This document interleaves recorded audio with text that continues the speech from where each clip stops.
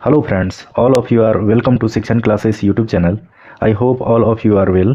आज हम बात करेंगे railway recruitment cell North Eastern railway Gorakhpur यानी आरआरसी एनईआर गोरखपुर के जीडीसी नोटिफिकेशन के बारे में, जो कि 21 नवंबर 2024 को पब्लिश किया गया है। सबसे पहले हम बात करेंगे इसके नोटिफिकेशन डिटेल्स के बारे में, देन इसके फॉर्म फिलअप के स्टेप बाय स्टेप प्रोसीजर के बारे में। इसमें कंप्लीट ऑनलाइन एप्लीकेशन के फॉर्म को फिलअप करके दिखाया जाएगा। अतः आप जितने भी एनईआर गोरखपुर के एलिजिबल एम्प्लॉयज़ हैं वो फॉर्म फिलअप करने से पहले इस वीडियो को एक बार ज़रूर देखें, जिससे कि आपको फॉर्म फिलअप करने में आसानी होगी। अगर फिर भी किसी भी तरह का इशूज़ होता है तो हम लोग कमेंट बॉक्स में कमेंट करके उस प्रॉब्लम को रिजॉल्व कर सकते हैं। अगर आपके जान पहचान के फ्रेंड्स या कलीग्स जो भी एनईआर जीडीसी के लिए एलिजिबल एम्प्लॉय है, उन्हें यह वीडियो ज़रूर शेयर करें ताकि हमारे रेलवे भाई लोगों को फॉर्म भरने में मदद होगा। तो चलिए बिना देरी किए हुए सबसे पहले बात करते हैं आरआरसी एनईआर के नोटिफिकेशन डिटेल्स के बारे में।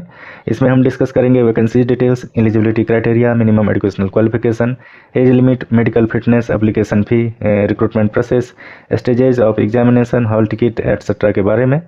जैसा कि आप देख सकते हैं, railway recruitment cell North Eastern railway Gorakhpur general departmental competitive examination JDC का नोटिफिकेशन आपको 21/11/2024 यानी 21 नवंबर 2024 को पब्लिश किया गया है।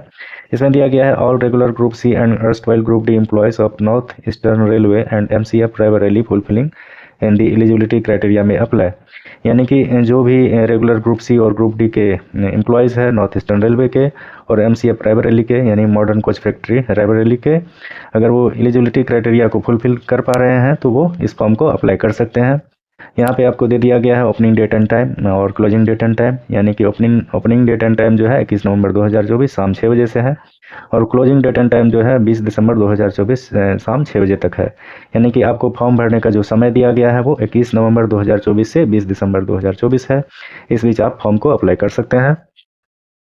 उसके बाद नीचे आपको जो है डिटेल्स दिया गया है अलग अलग डिपार्टमेंट के अलग अलग पोस्ट के लिए, किस डिपार्टमेंट में किस पोस्ट के लिए कितना वैकेंसीज है, कैटेगरी वाइज है, आप यहाँ पे देख सकते हैं।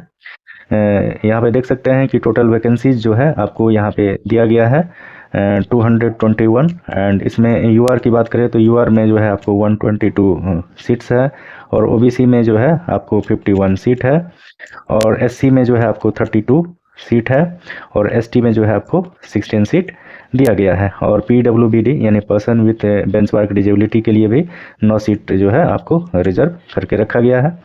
ये जो टोटल वैकेंसीज है इसमें डिफरेंट डिपार्टमेंट को मिला करके है, जैसे कि मैकेनिकल हो गया, इलेक्ट्रिकल हो गया, engineering, SNT, operating, commercial and personal department को मिला करके है। इसमें अलग अलग पोस्ट जैसे कि technician, ALP, JE, SSC, GTM यानी गुड्स ट्रेन मैनेजर, सीसीसीटीसी यानी chief commercial cum ticket clerk and stenographer Hindi के लिए अलग अलग वैकेंसी दिया गया है, जैसा कि आप देख सकते हैं। अगर बात करें सबसे ज़्यादा वैकेंसी की तो सबसे ज़्यादा वैकेंसी जो है आपको electrical operation assistant loco pilot की है, इसमें जो आपको 70 वैकेंसी दिया गया है। और उसके बाद ट्रेन मैनेजर के वैकेंसी की बात करें तो ट्रेन मैनेजर में जो आपको यहाँ पे 11 वैकेंसीज है और chief commercial cum ticket clerk जो कमर्शियल डिपार्टमेंट से है उसके लिए आपको 4 वैकेंसी है और स्टेनोग्राफर हिंदी के लिए आपको 12 सीट्स है। तो ये वैकेंसी डिटेल्स है, आप यहाँ पे देख सकते हैं कि आप किस पोस्ट के लिए एलिजिबल है, तो उस अनुसार से आप यहाँ पे फॉर्म अप्लाई करें।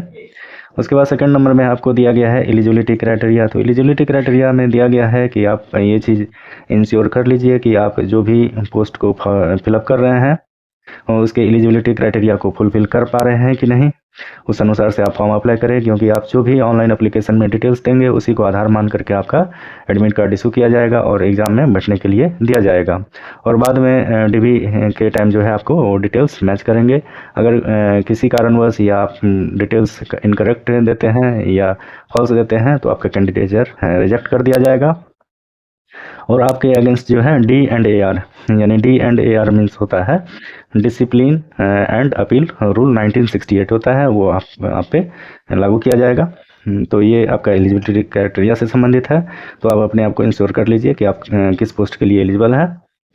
नेक्स्ट है जनरल। तो जनरल में वही दिया है कि कौन कौन एम्प्लॉय जो है एलिजिबल है, तो यहाँ पे आप देख सकते हैं कि all serving regular employ of division units workshop और headquarters of North Eastern railway and MCF Raebareli irrespective of the cadre of department may apply for the above post। उसके बाद दिया है application can be made only for the post of carrying grade pay higher than the present grade pay, यानी कि ये जो application दिया गया है आप जिस ग्रेड पे में है उससे हायर ग्रेड पे या उसके बराबर में आप अप्लाई कर सकते हैं।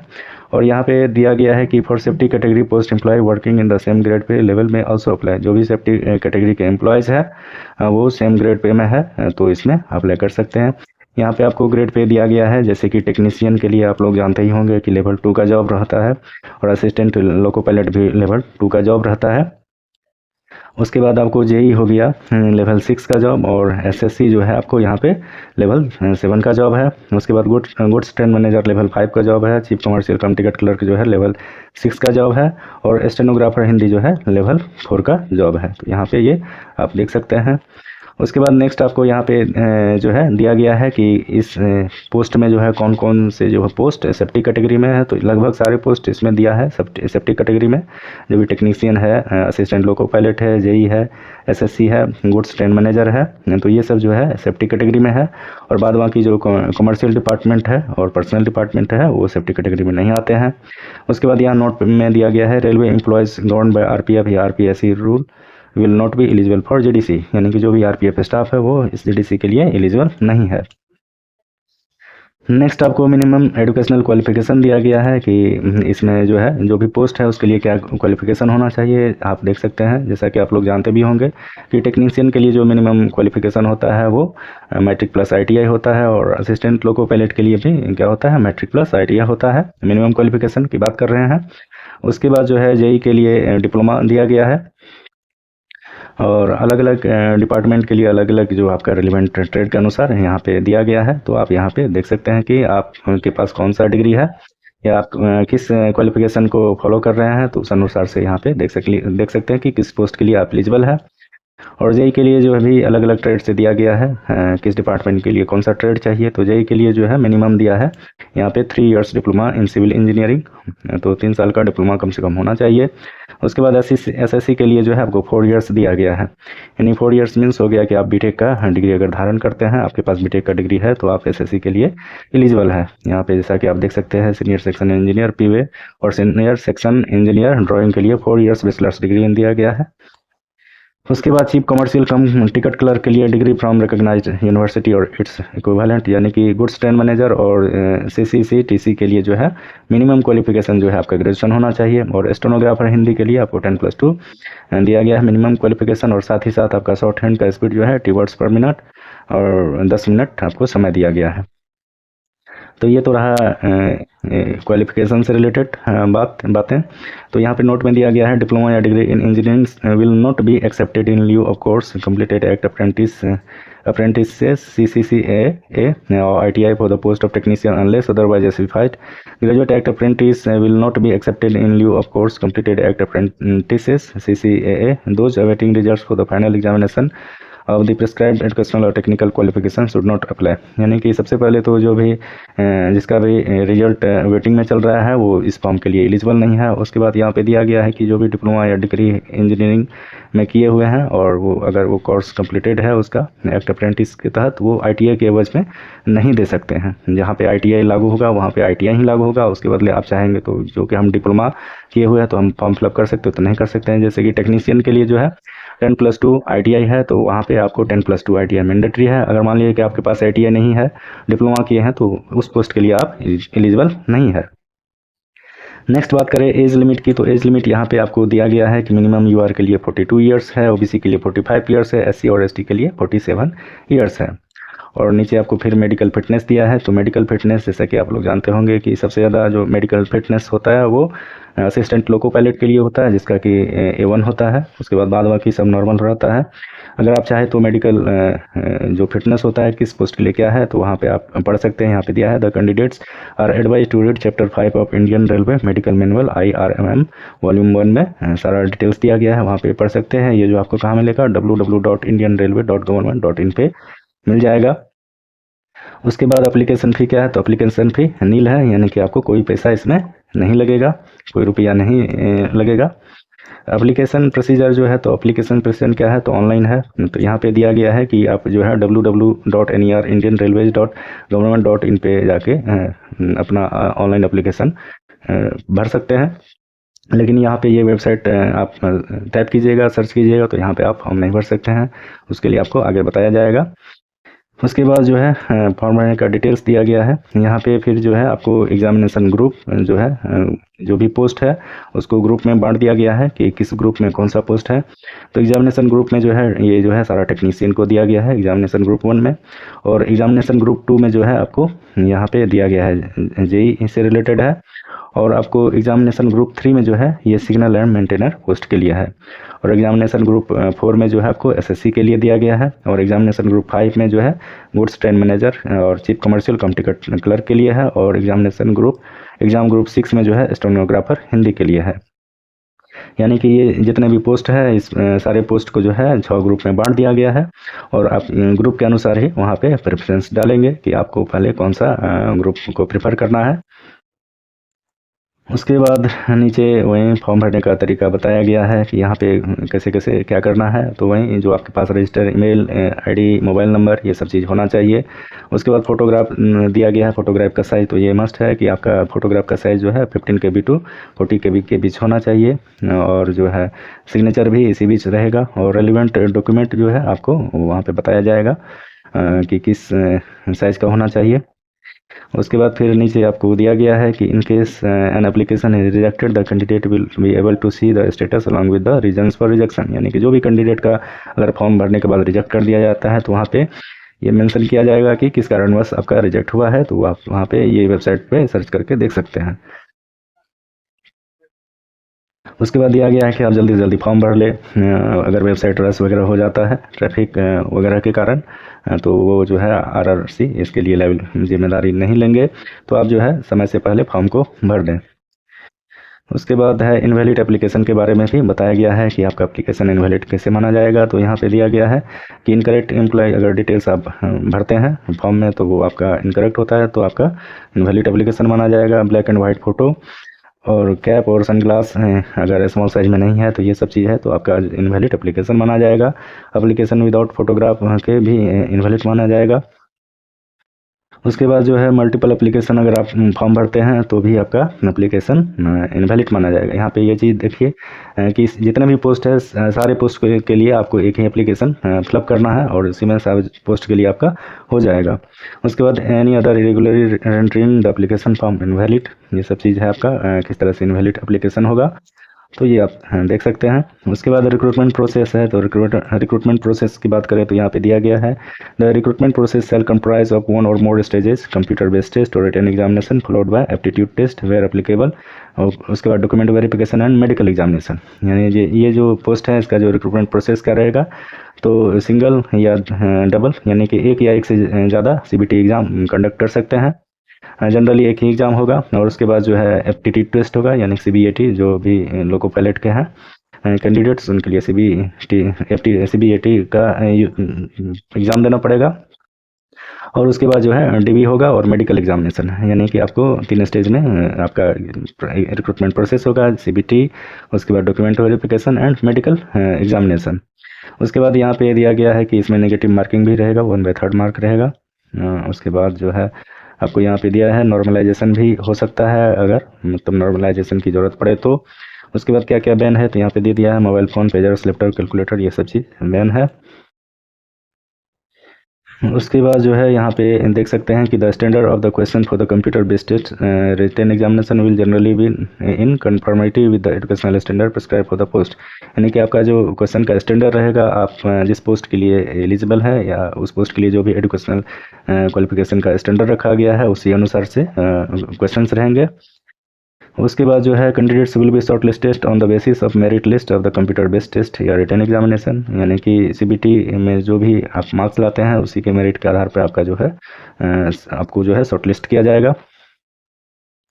उसके बाद नीचे आपको दिया गया है कि जो यहाँ पे है candidates applying for the post of assistant loco pilot will have to pass requisite aptitude test, यानी कि साइको टेस्ट है LP के लिए, LP वाले को साइको टेस्ट पास करना मैंडेटरी है।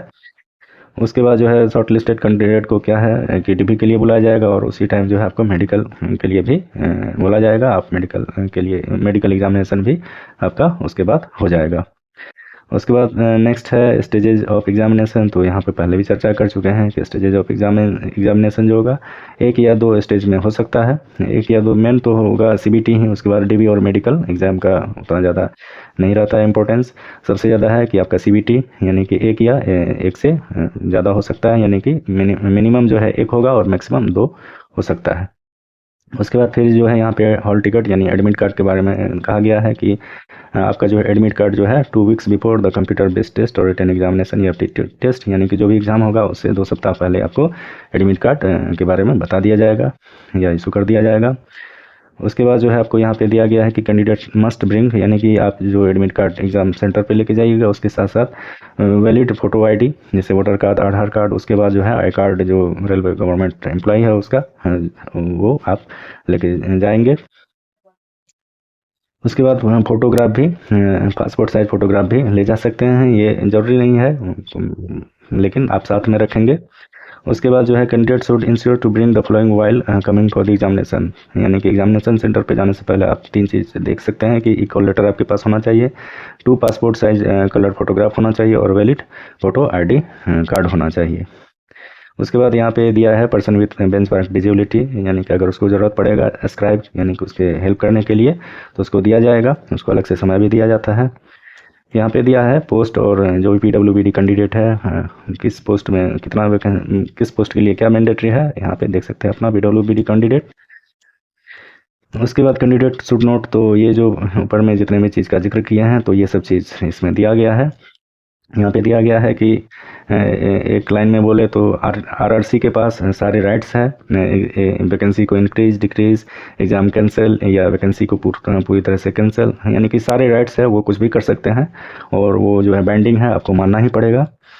तो ये सब चीज़ दिया गया है।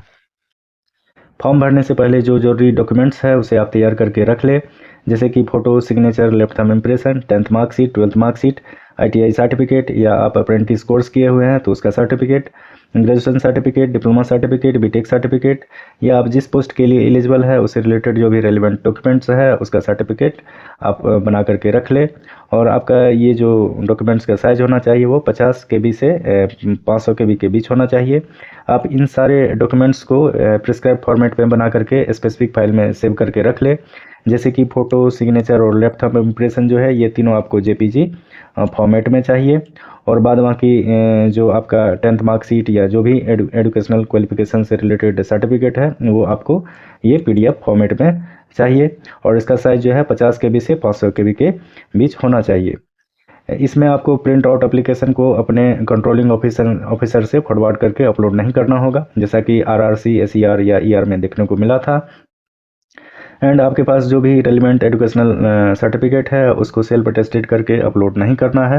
अगर कर भी देते हैं तो कोई दिक्कत नहीं होगा, जैसा कि नोटिफिकेशन में मेंशन नहीं है। तो चलिए फॉर्म फिलअप करते हैं स्टेप बाय स्टेप। सबसे पहले आप गूगल क्रोम में सर्च बॉक्स में टाइप करेंगे NERGDC और सर्च करेंगे तो आपको पेज ओपन होगा। उसमें आप जो है दिए गए लिंक पर क्लिक करेंगे। ये जो लिंक है रेलवे रिक्रूटमेंट सेल गोरखपुर के नाम से है, इस पर आप क्लिक करेंगे तो रेलवे रिक्रूटमेंट सेल गोरखपुर वाला पेज ओपन हो जाएगा, जैसा कि आप देख सकते हैं। इसमें नीचे में आपको नोटिस दिया गया है। नोटिस में जो है आपको नोटिफिकेशन अगर आप डाउनलोड करना चाहते हैं तो यहाँ से आप क्लिक करके नोटिफिकेशन को डाउनलोड कर सकते हैं। फिर जो है ओपनिंग डेट एंड टाइम दिया गया है, क्लोजिंग डेट एंड टाइम दिया गया है और टोटल वैकेंसीज़ के बारे में भी बताया गया है कि किस कैटेगरी में कितना वैकेंसीज है। तो हमको रजिस्ट्रेशन करना है तो रजिस्टर वाले पे क्लिक करेंगे।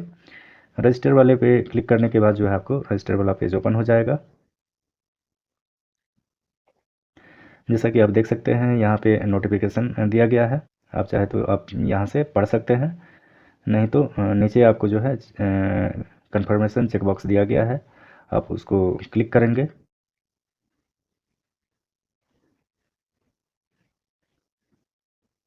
फिर प्रोसीड वाले बटन पे क्लिक करेंगे।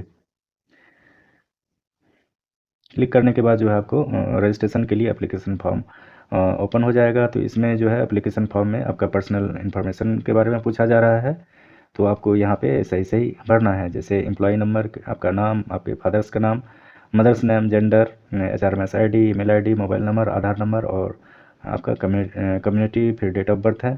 तो यहाँ पे मैंने सारा इन्फॉर्मेशन फिलअप कर दिया है, जैसा कि आप देख सकते हैं। जैसे कम्युनिटी है, आप जिस कम्युनिटी से है वो फिलअप करें। फिर डेट ऑफ बर्थ, यहाँ पे अपना सही सही डेट ऑफ बर्थ डाल देंगे।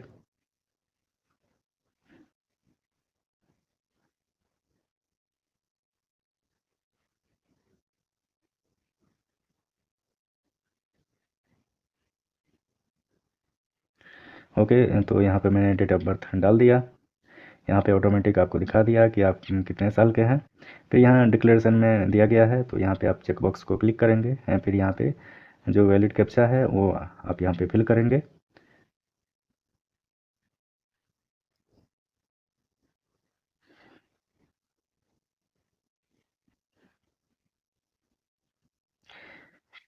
फिर जो है कंटिन्यू वाले बटन पे क्लिक करेंगे।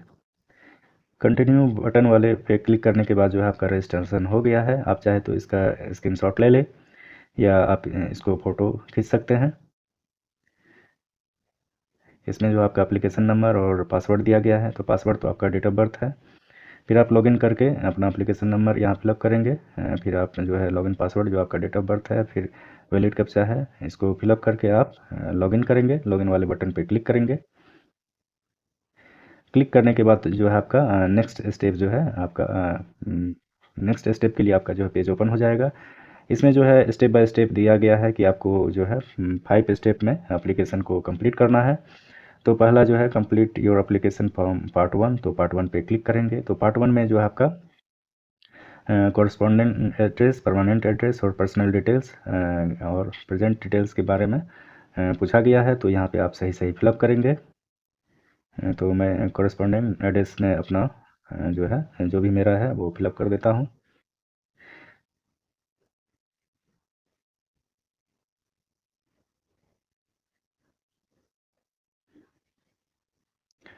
अगर कॉरस्पॉन्डेंट एड्रेस परमानेंट एड्रेस की तरह ही है, तो आप यहाँ पे चेक बॉक्स पे क्लिक करेंगे। तो जो भी आपका कॉरस्पॉन्डेंट एड्रेस है वो परमानेंट एड्रेस हो जाएगा।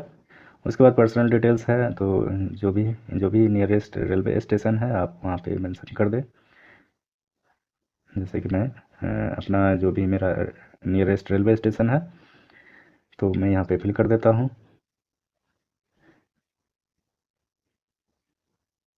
फिर लैंग्वेज फॉर एग्ज़ाम, किस लैंग्वेज में एग्ज़ाम देना चाहते हैं, तो मैंने हिंदी चूज़ किया है। फिर जो है प्रिफर्ड एग्ज़ाम सिटी, तो यहाँ पे 4 सिटी दिया गया है। तो यहाँ पे जो भी आपको नज़दीक लगता है वो यहाँ पे मेंशन कर दे।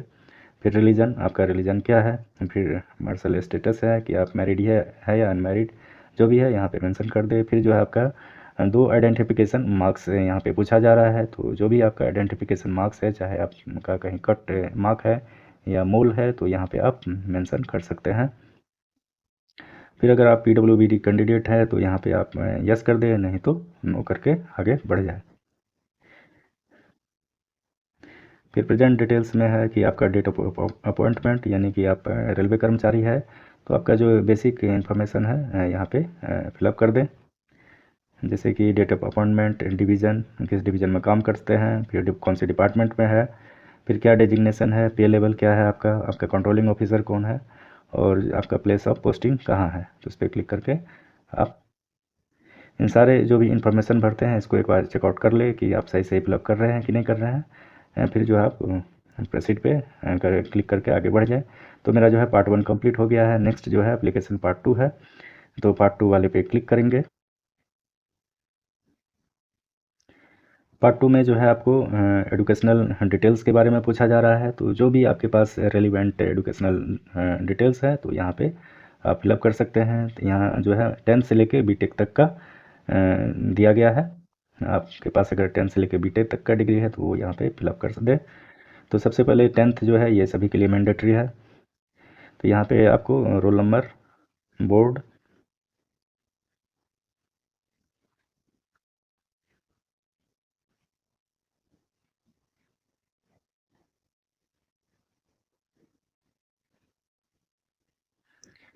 फिर कितना आपने मार्क्स पाए हैं, कितना आपका मैक्सिमम मार्क्स है, यहाँ पे ऑटोमेटिक परसेंटेज दिखा दिया आपका, और आप किस साल पास किए हैं ये फिलअप करना है।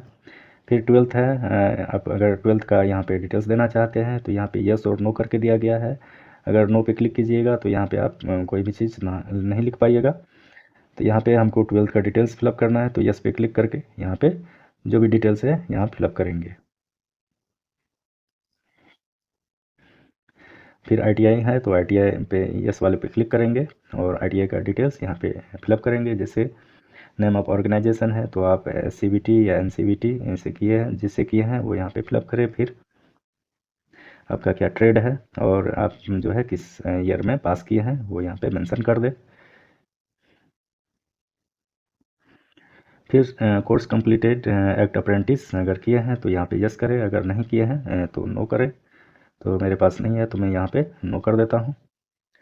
उसके बाद ग्रेजुएशन डिटेल्स है तो ग्रेजुएशन डिटेल्स यहाँ पे फिलअप करें, जैसे नेम ऑफ यूनिवर्सिटी, उसके बाद सिलेक्ट ऑफ स्ट्रीम जो भी है, अगर साइंस से है तो साइंस करें, नहीं तो अदर्स है तो अदर्स में क्लिक करके आगे बढ़ जाए। फिर यहाँ पे पासिंग ईयर, फिर डिप्लोमा डिटेल्स, अगर आपके पास डिप्लोमा है तो यहाँ पे यस करें, नहीं तो नो करें। मेरे पास नहीं है तो मैं नो कर देता हूँ।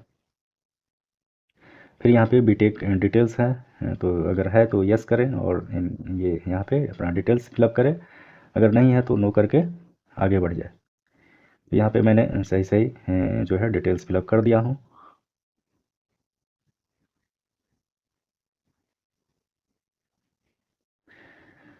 एक बार रीचेक कर लेते हैं कि सही सही भरे हैं कि नहीं।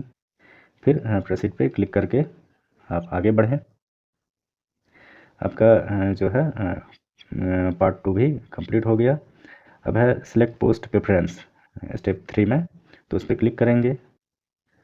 तो इसमें आपका जो है पोस्ट प्रेफरेंस के बारे में पूछा गया है। जैसा कि आप देख सकते हैं आपके एग्ज़ाम ग्रुप को आपके जो भी जितने भी पोस्ट है उसके उसको एग्ज़ाम ग्रुप 6 एग्ज़ाम ग्रुप में डिवाइड करके रखा गया है।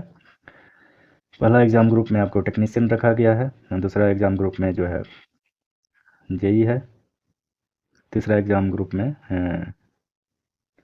सिग्नल मेंटेनर है। उसके बाद यहाँ पे आप एग्ज़ाम ग्रुप 5 में ट्रेन मैनेजर और सीसीटीसी है।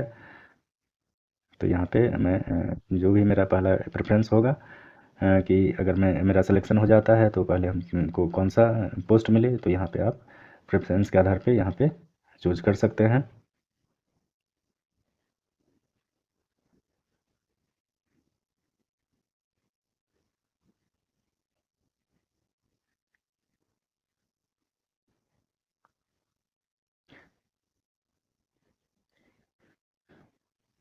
आप इसमें अपने चॉइस के अनुसार ही प्रेफरेंस चूज़ करें। जैसे कि टेक्नीशियन एग्ज़ाम ग्रुप 1 का है, इसमें असिस्टेंट लोको पायलट भी होता है, तो पहला प्रायोरिटी आप असिस्टेंट लोको पायलट को ही देंगे।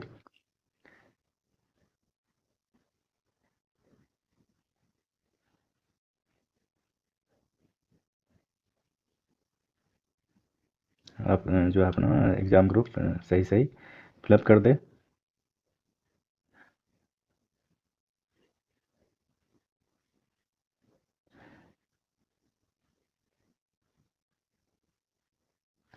मैं यहाँ पे अपना जो भी मेरा चॉइसेबल है उस तरह से मैंने अपना चॉइस के आधार पे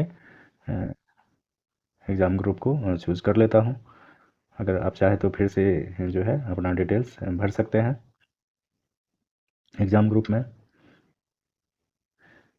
जैसे कि मैंने एग्ज़ाम ग्रुप 1 में मॉडिफाई करना चाहता था, तो यहाँ पे मॉडिफाई करने के लिए पहले नो किए, फिर यस किए, फिर जो है फिर से रीप्रेफरेंस डाल रहे हैं। तो क्योंकि मेरा सबसे पहला प्रायोरिटी असिस्टेंट लोको पायलट है, उसके बाद दूसरा वर्कशॉप है, तीसरा ट्रेन लाइटिंग है, उसके बाद लोको शेड है, उसके बाद डीजल इलेक्ट्रिकल है, फिर टेलीकम्युनिकेशन और सिग्नल था। तो इस तरह से मैंने अपना एग्ज़ाम ग्रुप 1 में प्रेफरेंस चूज़ कर दिया है। उसके बाद एग्ज़ाम ग्रुप का प्रेफरेंस चूज होने के बाद आप सेवन नेक्स्ट करेंगे तो आपका ये जो है स्टेप 3 वाला कंप्लीट हो गया। अब नेक्स्ट है सिलेक्ट एग्ज़ाम ग्रुप प्रेफरेंस। वो तो पोस्ट प्रेफरेंस था थर्ड में, और फोर्थ में जो है सिलेक्ट एग्ज़ाम ग्रुप प्रेफरेंस है। यहाँ पे आपका कौन सा पहला प्रेफरेंस होगा एग्ज़ाम ग्रुप का, तो यहाँ पे आप चूज़ कर लें।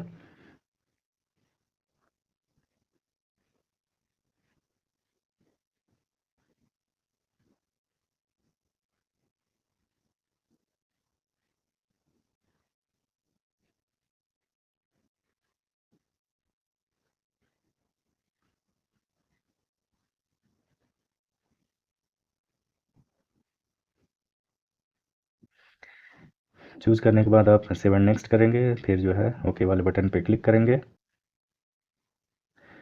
उसके बाद जो है ये 4th वाला स्टेप पूरा हो गया। उसके बाद 5 स्टेप है अपलोड डॉक्यूमेंट, यानी कि जो भी आप डॉक्यूमेंट्स पहले से बना करके रखे हैं उसको यहाँ अपलोड कर दें। यहाँ पे जैसे कि आप देख सकते हैं कि आपका फाइल साइज जो है minimum 50 KB and maximum 500 KB के बीच होना चाहिए।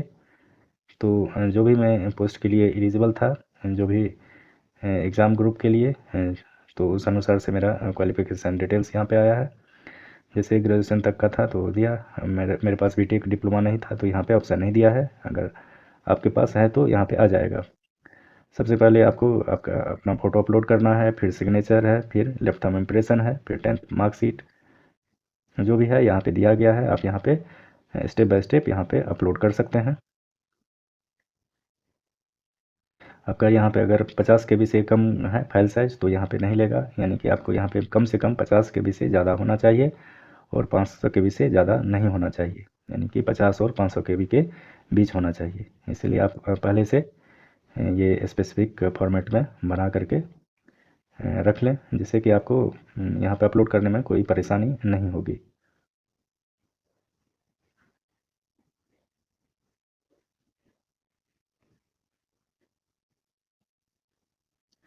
मैं यहाँ पे जो भी डिटेल्स भर रहा हूँ ये एक इमेजिन किया हुआ है, इसलिए आप इसको जो है इमेजिन करके ही चलेंगे। यहाँ पे मैंने सारा अपलोड कर दिया है, तो उसके बाद लास्ट में सबमिट वाले बटन पे क्लिक करेंगे तो मेरा जो है डॉक्यूमेंट सबमिट हो जाएगा और जो भी मैंने step by step form fill up किए थे वो भी मेरा क्लियर हो जाएगा। जैसे देख सकते हैं डॉक्यूमेंट्स अपलोड हो गया और मेरा जो है स्टेटस जो है एप्लीकेशन कंप्लीटेड का दिखा रहा है कि यानी कि मैंने सारा स्टेप पूरा करके एप्लीकेशन को कंप्लीट कर लिया है।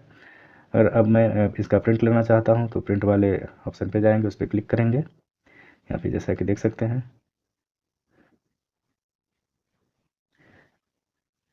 इसको मैं PDF में डाउनलोड कर लेता हूँ, या तो इसको कहीं सेव करके रख लेना है तो PDF निकाल के अपने पास रख ले भविष्य के लिए। तो इस तरह से आप देख सकते हैं कि बहुत ही आसान है फॉर्म फिलअप करना। एंड लास्ट, अगर आप इस GDC पोस्ट के लिए एलिजिबल है तो ज़रूर अप्लाई करें। ओके फ्रेंड्स, इस वीडियो में इतना ही। बने रहे शिक्षण क्लासेस के साथ। Thanks for watching this video.